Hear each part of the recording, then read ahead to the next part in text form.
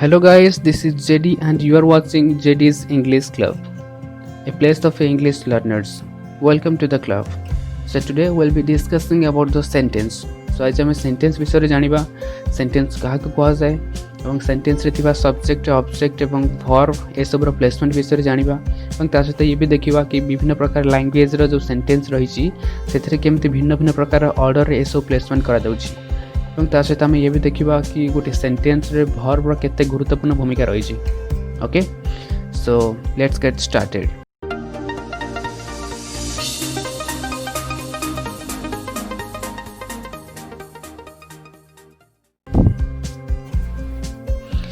As we know, जमते आम जाचे language is the medium of expression.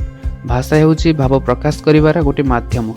भाषा माध्यम रे ही आम हमर भाव को प्रकाश करि थाउ एवं भाषा माध्यम रे आम परस्पर सहित भावर आदान प्रदान करि थाउ। सो भाषा कहबा गले साधारणतः एगुड़िक केते गुड़े शब्द को नहीं गठित। शब्द गुड़िक होची भाषार मूल उपादान। आमे हमर भाव भावना एवं विचार सबू एई शब्द माध्यम रे ही प्रकाश करि थाउ, किंतु केवल केते गुड़े शब्द यथेष्ट नुहे गोटे सेंटेंस कहवाक। तो साधारण रे आम जाचे सेंटेंस कहले यह बुझाए जे केते गुड़े शब्द को नहीं गठित, किंतु यह संपूर्ण ठीक नुहे।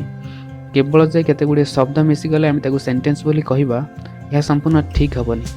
तार कारण कौन आसतु किसी एग्जांपल्स माध्यम रे बुझिबा।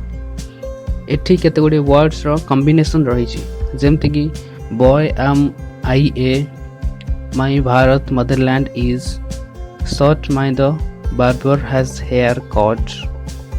सो एगुड़िक सब कॉम्बिनेशन ऑफ वर्ड्स, एगुड़िक केते गुड़े वर्ड रही हेले एही शब्द गुड़िक आम कौन सेंटेंस बोली कहि परिबा ना। तो कहीं कहि परिबानी, कारण this have not any sense. एगुड़िकर किछि भी अर्थ नहीं, एथिर हमको किछि भी बुझा पड़ुनी। एसबूर अर्थ स्पष्ट करने को आमको एसबू को केते गुड़िए व्याकरण नियम अनुसार सजाई लिखा पड़ो। जदि आम सजाई लिखा ताहले सेगुड़िक एमती होता है। आई एम ए बॉय, मु जड़े बालक अटे। Bharat is my motherland, Bharat मोर मातृभूमि अटे। The barber has cut my hair short, बारिकटी मोर केस को छोट छोट कर काटी देइछि। तो आम ए देखिले जे उपरोक्त शब्द गुड़िक जिते आम ठीक ढंग से नियम अनुसार सजाई लिखुचे ताहा आमर भाव को संपूर्ण रूपे प्रकाश करि पाउछि। सो एही क्षेत्र रे आम ए सब को सेंटेंस बोली कहि परिबा। सो एबे देखिबा डेफिनेशन अनुसार कहा को आम सेंटेंस बोली कहि परिबा। सो सेंटेंस रो definition, a sentence is a word or a group of words arranged in definite order that make a complete sense. So Odia कहले गोटे शब्द बा केते गुड़े शब्द निर्दिष्ट क्रम रे सजा जाई पूर्ण अर्थ प्रकाश करुथिले आमे ताकू वाक्य बोली कहबा। ठीक है, पुणी देखि नबा। A sentence is a word or a group of words arranged in definite order that make a complete sense. गोटे शब्द बा केते गुड़े शब्द निर्दिष्ट क्रम रे सजा जाई पूर्ण अर्थ प्रकाश करुथिले आमे ताकू सेंटेंस बा वाक्य बोली कहबा। एही नियमटी सबु भाषा पई लागू होता है, किंतु प्रत्येकटी भाषा रे एही नियम गुड़िक टिके भिन्न भिन्न प्रकार होता है। सो एबे हम देखिबा ओडिया एवं इंग्लिश सेंटेंस रो गठन रो केमती प्रभेद रहउछि। सो दुईटी भाषार सेंटेंस रो ऑर्डर विषय डिस्कस करिया पूर्वरु तो मु कहि रखे जे से सब्जेक्ट ऑब्जेक्ट आ वर्ब ए सब कोन ताको प्रथम हमर चिन्हिबा निहाती दरकार। आसंतु देखिबा जे काहा को सब्जेक्ट एवं काहा को ऑब्जेक्ट एवं काहा को वर्ब आमे कहिबा। ओके, सो प्रथम होछि हमर कर्ता बा जहाँ को आम इंग्लिश रे सब्जेक्ट बोली कहू। कर्ता क्या कह जाए जे कार्य करुए किंबा जहाँ विषय किसी कह जाए ताको आम कर्ता बोली कहू। पुणी देखिबा तो कर्ता बा सब्जेक्ट आम क्या कहूचे ना जे कार्य करुए किंबा जहाँ विषय किसी कह जाए ताको कर्ता बा सब्जेक्ट बोली कह जाए। सेमती क्रिया बा वर्ब क्या कहबा ना कर्ता जहाँ करुए, कर्ता जहाँ करुए आम ताको वर्ब बा क्रिया बोली कहबा। सेमती ऑब्जेक्ट बा कर्म क्या कहबा कर्ता बा क्रिया द्वारा जहाँ उपरे किसी प्रभाव पड़ुए किंबा जेउथरे किसी परिवर्तन आसी थाए ताको आमे ऑब्जेक्ट बा कर्म बोली कहबा। पुणी थर देखिबा जे ऑब्जेक्ट बा कर्म बोली आमे काहा को कहबा ना कर्ता बा क्रिया द्वारा जहाँ उपरे किसी प्रभाव पड़ुए किंबा जेउथरे किसी परिवर्तन आसुए ताको आमे ऑब्जेक्ट बा कर्म बोली कहबा। एबे आमे देखिबा जे ओडिया एवं इंग्राजी रो दुईटी लेखाए सेंटेंस ସେଥିରେ ଥିବା ଆମର ସବଜେକ୍ଟ ଅବଜେକ୍ଟ ଏବଂ ଭର୍ବର ଅର୍ଡ଼ର ବିଷୟରେ ଆମେ ଜାଣିବା। ସो ଏବେ ଆମେ ଦେଖିବା ଓଡ଼ିଆ ଏବଂ ଇଂରାଜୀର ଦୁଇଟି ଲେଖାଏଁ ସେଣ୍ଟେନ୍ସ ଏବଂ ବୁଝିବାକୁ ଚେଷ୍ଟା କରିବା ସେଥିରେ ଥିବା ସବଜେକ୍ଟ ଅବଜେକ୍ଟ ଏବଂ ଭର୍ବର ଅର୍ଡ଼ର ବିଷୟରେ ସବୁ। ପ୍ରଥମେ ଦେଖିବା ଓଡ଼ିଆ ସେଣ୍ଟେନ୍ସର ଅର୍ଡ଼ର କେମିତି ସବୁ ରହୁଛି। ତ ଓଡ଼ିଆ ସେଣ୍ଟେନ୍ସରେ ପ୍ରଥମେ ଆସେ ଆମର କର୍ତ୍ତା, ଦ୍ୱିତୀୟରେ ଆସେ କର୍ମ ଏବଂ ତୃତୀୟରେ ଆସେ କ୍ରିୟା। ସେମିତି ଇଂରାଜୀରେ ରହୁଛି ପ୍ରଥମେ ଆସେ ଆମର କର୍ତ୍ତା ବା ସବଜେକ୍ଟ, ଦ୍ୱିତୀୟରେ ଆସେ ଆମର କ୍ରିୟା ବା ଭର୍ବ ଏବଂ ତୃତୀୟରେ ଆସିଥାଏ କର୍ମ ବା ଅବଜେକ୍ଟ। ପ୍ରଥମେ ଆମେ ଓଡ଼ିଆର ଦୁଇଟି ସେଣ୍ଟେନ୍ସ ଦେଖିବା ଏବଂ ସେଥିରେ ଥିବା ସବଜେକ୍ଟ ଅବଜେକ୍ଟ ଏବଂ ଭର୍ବର ଅର୍ଡ଼ର ବିଷୟରେ ବୁଝିବାକୁ ଚେଷ୍ଟା କରିବା। ତ ପ୍ରଥମେ ଆମର ଗୋଟେ ସେଣ୍ଟେନ୍ସ ଅଛି ଯାହା ହେଉଛି ସେ ସାପଟିକୁ ମାରିଦେଲା। ତ ଏଠି ଆମର କ'ଣ ରହୁଛି, ଓଡ଼ିଆର ଅର୍ଡ଼ର ବିଷୟରେ ଆମେ ଜାଣିଥିଲେ ଯେ ପ୍ରଥମେ ଆସେ କର୍ତ୍ତା, ଦ୍ୱିତୀୟରେ ଆସେ କର୍ମ ଏବଂ ତୃତୀୟରେ ଆସେ କ୍ରିୟା। ସୋ ଏଠି ଦେଖିବା ବର୍ତ୍ତମାନ କେମିତି ରହୁଛି, ପ୍ରଥମ ଦ୍ୱିତୀୟ ଆଉ ତୃତୀୟରେ ଆଡ଼ ସବୁ କ'ଣ ଆସୁଛି। ସୋ ଏହି ବାକ୍ୟଟିରେ ସେ ସାପଟିକୁ ମାରିଦେଲା। ସୋ ଏହି ବାକ୍ୟଟିରେ ଆମର ପ୍ରଥମେ ଆସୁଛି ସେ କର୍ତ୍ତା। ଆମେ ଜାଣିଛେ ଯେ କାର୍ଯ୍ୟ ଯେ କରୁଥାଏ ବା ଯାହା ବିଷୟରେ କୁହାଯାଉଥାଏ ଆମେ ତାକୁ କର୍ତ୍ତା ବୋଲି କହିବା। ଏଠି ତାଙ୍କ ବିଷୟରେ କୁହାଯାଉଛି ସେ ଏଠି ହେଉଛନ୍ତି କର୍ତ୍ତା। ସେମିତି ଦ୍ୱିତୀୟରେ ଆସୁଛି କର୍ମ, ଯାହାକି ସାପଟି ହେଉଛି କର୍ମ। ଆମେ ଜାଣିଛେ କର୍ମ କାହାକୁ କୁହନ୍ତି, ସବଜେକ୍ଟ ଏବଂ ଭର୍ବର ଯାହା ଉପରେ ପ୍ରଭାବ ପଡ଼ିଥାଏ ବା ଯେଉଁଥିରେ ଚେଞ୍ଜେସ୍ ଆସିଥାଏ। ଦ୍ୱିତୀୟରେ ଆସୁଛି ସାପଟି ହେଉଛି ଏଠି କର୍ମ।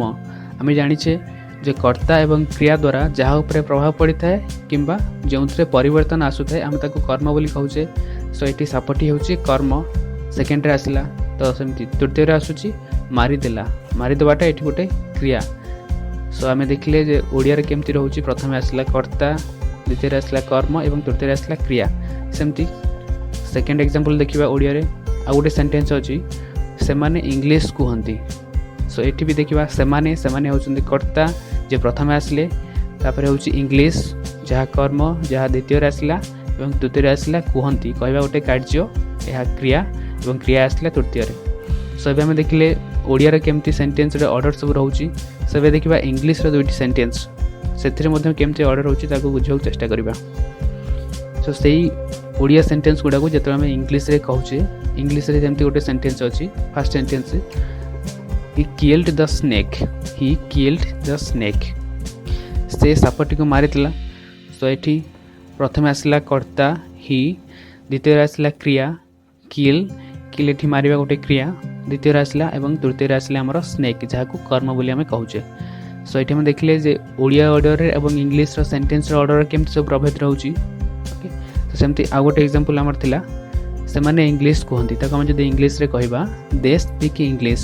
ଏଠି ମଧ୍ୟ ଆମର ସେମିତି ଆସୁଛି ଦେ ସେମାନେ କାର୍ଯ୍ୟ କରନ୍ତି। ତ ସେଠି ସେମାନେ ହେଲେ ଏଠି କର୍ତ୍ତା, ସେମାନେ ଆସିଲେ ପ୍ରଥମେ, ଏମାନେ ହେଲେ ଦେ ହେଉଛି କର୍ତ୍ତା, ସ୍ପିକ୍ ହେଉଛି କହିବା ହେଉଛି କ୍ରିୟା ଦ୍ୱିତୀୟରେ ଆସିଲା ଏବଂ ଇଂଲିଶ ଯାହାକି କର୍ମ ତୃତୀୟରେ ଆସିଲା।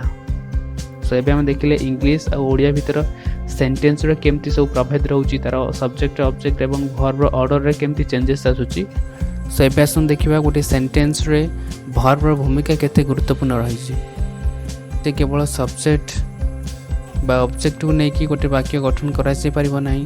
ଗୋଟେ ବାକ୍ୟରେ ଭର୍ବର ଭୂମିକା ବହୁତ ଗୁରୁତ୍ୱପୂର୍ଣ୍ଣ ରହିଥାଏ। ବିନା ଭର୍ବରେ କୌଣସି ସେଣ୍ଟେନ୍ସ ସମ୍ଭବ ନୁହେଁ। ଆସନ୍ତୁ ଗୋଟେ ଏକ୍ଜାମ୍ପଲ୍ ମାଧ୍ୟମରେ ଆମେ ଏହାକୁ ଦେଖିବା। ଯେଠି ଗୋଟେ ଏକ୍ଜାମ୍ପଲ୍ ଅଛି ଦେ ସ୍ପିକ୍ ଇଂଲିଶ, ସେମାନେ ଇଂଲିଶ କୁହନ୍ତି। ଏଥିରୁ ଯଦି ଆମେ କେବଳ ସବଜେକ୍ଟକୁ ନେଇକି ବାକ୍ୟ ଗଠନ କରିବା, ଏଠି ସବଜେକ୍ଟ ରହିଛି ଦେ। ଯଦି ଆମେ କହୁଛେ ଦେ, ତ ଏଇ ଗୋଟିଏ ୱାର୍ଡ଼ଟି ଆମର କିଛି ବି ଅର୍ଥ ପ୍ରକାଶ କରୁନି, କେବଳ ଦେ କହିଲେ ଆମକୁ ବୁଝା ପଡ଼ୁନି ଯେ ଆକ୍ଚୁଆଲି ବକ୍ତା କ'ଣ କହିବାକୁ ଚାହୁଁଛି। ତେଣୁ ଏଠି କେବଳ ସବଜେକ୍ଟକୁ ନେଇକି ବାକ୍ୟ ଗଠନ କରାଯାଇପାରିବ ନାହିଁ। ସେମିତି କେବଳ ଅବଜେକ୍ଟକୁ ନେଇକି ଦେଖିବା, ଏଠି ଅବଜେକ୍ଟ ଅଛି ଇଂଲିଶ। ଯଦି ଆମେ କହୁଛେ ଇଂଲିଶ, କେବଳ ଇଂଲିଶ କହିଲେ ଏଥିରୁ କିଛି ବି ବୁଝା ପଡ଼ୁନି, ସ୍ପଷ୍ଟ ହେଉନି। ତ ସେଥିପାଇଁ ସବଜେକ୍ଟ ଓ ଅବଜେକ୍ଟ ନେଇକି ମଧ୍ୟ ଆମର ବାକ୍ୟ ଗଠନ କରାଯାଇପାରିବ ନାହିଁ। ଏଠି ସବଜେକ୍ଟ ଅଛି ଦେ, ଯଦି ଆମେ କହୁଛେ କେବଳ ଦେ, ଏଥିରୁ କିଛି ବି ବୁଝା ପଡ଼ୁନି ଯେ ବକ୍ତା କ'ଣ କହିବାକୁ ଚାହୁଁଛି। ତେଣୁ କେବଳ ସବଜେକ୍ଟକୁ ନେଇକି ବାକ୍ୟ ଗଠନ କରାଯାଇପାରିବ ନାହିଁ। ସେମିତି ଅବଜେକ୍ଟ କଥା କହିଲେ ଏଠି ଅବଜେକ୍ଟ ଅଛି ଇଂଲିଶ, ଯଦି ଆମେ କହୁଛେ କେବଳ ଇଂଲିଶ, ଏଥିରୁ ମଧ୍ୟ ଆମକୁ କିଛି ବୁଝା ପଡ଼ୁନି ଯେ ବକ୍ତା କ'ଣ କହିବାକୁ ଚାହୁଁଛି। ତେଣୁ ଅବଜେକ୍ଟକୁ ନେଇକି ମଧ୍ୟ ବାକ୍ୟ ଗଠନ କରାଯାଇପାରିବ ନାହିଁ। ସେମିତି ସବଜେକ୍ଟ ଅବଜେକ୍ଟ ଦୁଇଟିକୁ ନେଇକି ମଧ୍ୟ ଯଦି ଆମେ ବାକ୍ୟ ଗଠନ କରିବାକୁ ଚାହିଁବା, ତାହା ମଧ୍ୟ ସମ୍ଭବ ହୋଇପାରିବ ନାହିଁ, କାରଣ ଏଥିରୁ କିଛି ବି ସ୍ପଷ୍ଟ ଅର୍ଥ ଜଣାପଡ଼ୁନି। ତେଣୁ सब्जेक्ट और ऑब्जेक्ट दुईटी को नहीं कि आम वाक्य गठन करिपरिबा नाही। किंतु जदि भर्ब कथा कहबा एटी भर्ब अछि स्पीक, बिना भर्ब रे ये सेंटेंस संभव नुहे। तेणु जदि आम पूरा सेंटेंस टी कहूचे दे स्पीक इंग्लिश, जे वक्ता कहबाकू चाहूँची जे सेमाने इंग्लिश कहती। तेणु आम जानिले जे बिना भर्ब रे कौनसी सेंटेंस संभव नुहे। यही भली बहुत सारा वर्ड्स रही जहाँ गोटे गोटे शब्द हेले मध्य पूर्ण अर्थ प्रकाश करुଥାଏ एवं आमे ताकू एक वाक्य बोली कहि परिबा। सेथिरु किछि वर्ड्स को आमे उदाहरण स्वरूप नहीं कि देखिबा। से वर्ड गुडी कहला कम, गो, स्टॉप, हॉल्ट इत्यादि। जेतेबेले एही वर्ड्स गुडी को आमे आदेश, निर्देश, अनुरोध एवं उपदेश देवा क्षेत्र में व्यवहार करथाउ सेतेबेले केवल एही भली गोटे गोटे वर्ड कहा जाय थाए। एही सब वर्ड्स रो पूर्वरु किछि नथिले मध्य आमको जना पड़े जे यार पूर्वरु सब्जेक्ट यू रही बोली, जेमती कि you come, you go, you stop, you halt इत्यादि।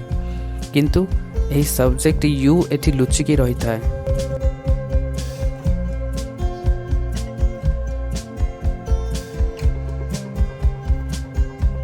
एबे आसंतु देखि नेबा पुणी थरे डेफिनेशन अनुसार सेंटेंस कहा को कहा जाए।